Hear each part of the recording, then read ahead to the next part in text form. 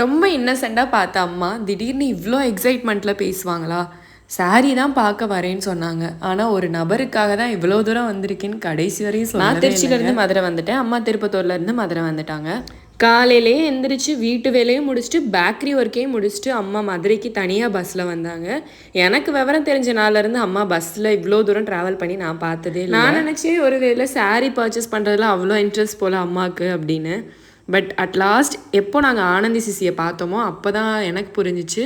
இன்னைக்குதான் என்ஜாய் பண்ணி பாருங்க உங்க பொண்ணு இவ்வளவு என்ஜாய். நான் உன்னுடைய உழைப்புக்காக தான் வந்தேன். நான் உழைச்சு அந்த அடிமட்டத்திலேருந்து வந்தீங்க பாருங்க. எனக்கு இதுதான் செலிப்ரேட் யாரே போட்டாம நீங்களே எல்லாமே பண்ணி இருந்தது ரொம்ப பிடிச்சிருக்கு. Thank you.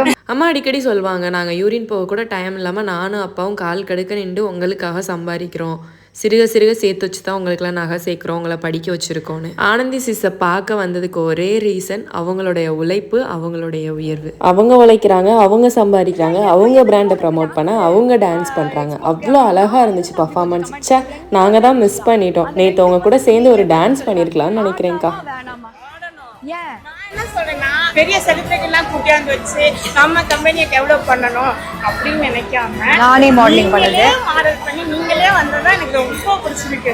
Good, very very good. அதுதான் எனக்கு தேங்க்யூ. இவ்வளோ ஒரு அஃபெக்ஷன் இருந்தாதான் உங்களால அவ்வளவு தூரம் என்ன தேடி வர முடியும் இல்லையா? பாடுங்க. என்றால் உள்ள ஐயோ கியூட்டா பாடுறாங்க அம்மா.